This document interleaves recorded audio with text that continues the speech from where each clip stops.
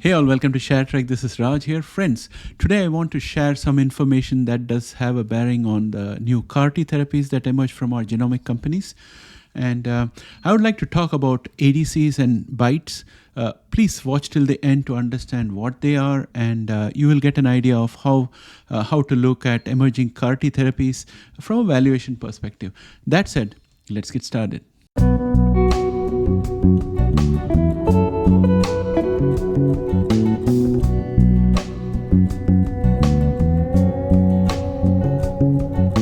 Welcome back, friends.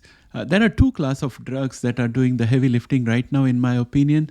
The first one is antibody drug conjugate, or ADCs, and the second is a variation, and it's called bispecific T-cell engagers, or BiTEs for short.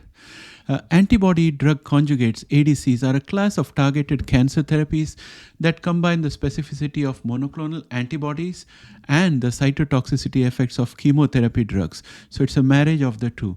They are designed to selectively deliver potent drugs directly to cancer cells, minimizing damage to healthy cells and reducing side effects commonly associated with traditional chemotherapy. In traditional chemotherapy, all cells get hit by chemotherapy, and in ADCs, only cancer cells are targeted, and only they get a microdose of chemotherapy which can kill them. The structure of an ADC typically consists of three main components. If you look at the image I have on the screen here, you will see that there is a monoclonal antibody. The monoclonal antibody is the targeting component of the ADC. It's engineered to recognize and bind to specific antigens that are overexpressed on the surface of cancer cells. By targeting these antigens, the MAB helps in specifically delivering the drug payload to cancer cells while sparing the healthy cells. Linker is the second component. The linker is a chemical bridge that connects the MAB to the chemotherapy drug. It needs to be stable in circulation, allowing the ADC to travel through the bloodstream to reach the cancer cell or the tumor site. However, it should at the same time be cleavable or easily broken down once inside the cancer cell to release the drug payload. Cytokine drug payload is the last component. The cytokine drug payload, also known as the payload, is the potent chemotherapy agent. It's attached to the ADC via the linker. Once the ADC binds to the cancer cell and is internalized, the linker is broken, releasing the drug payload inside the cancer cell. The cytotoxic drug then exerts its toxic effect and leads to the death of the cell, of the cancer cell. The mechanism of action for ADCs involves several steps. Specific targeting. The ADC is administered intravenously and circulates in the bloodstream until it encounters cancer cells that express the specific antigen recognized by the MAB. Binding and internalization is the next step. Once the ADC binds to the cancer cell surface antigen, the whole ADC antigen complex is internalized by the cancer cell through endocytosis. And finally, intracellular drug release. Once inside the cancer cell, the linker is cleaved and the cytotoxic drug is released from the ADCs, and the cytotoxic effect takes place.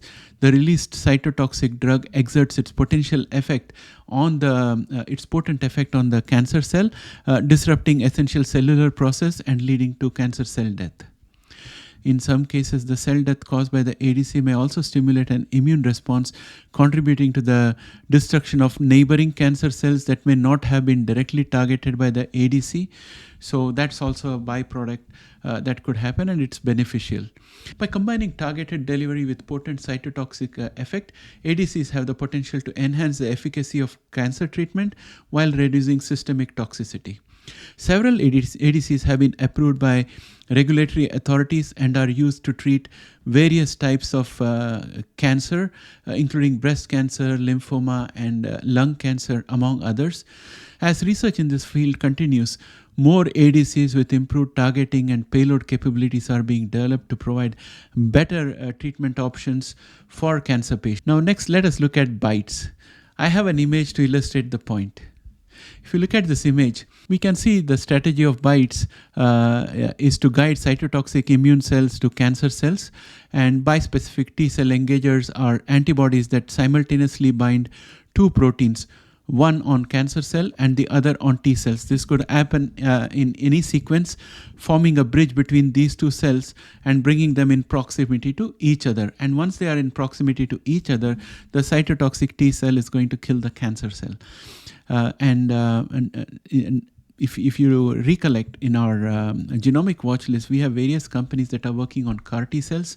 For instance, CRISPR Therapeutics is working on CTX110 and CTX130. When valuing the therapies, we also need to take into account alternate technologies that are competing in the marketplace and their ease of production, deployment, and retail price, as well as insurance arrangements that they may have. In our entire analysis of these companies, we did not take these ADCs and BiTEs into consideration. At least I didn't do that. You might have done it, but I didn't do that. So while it's a good idea to be excited about CAR T therapies, we should also know that it's not exactly a walk in the park. Challenges are definitely there ahead. So that was the point I wanted to illustrate. Well, friends, that's all from me for today. Please let me know your thoughts through the comment section, and that'll be helpful for me. And hope you all have a great weekend. Bye for now.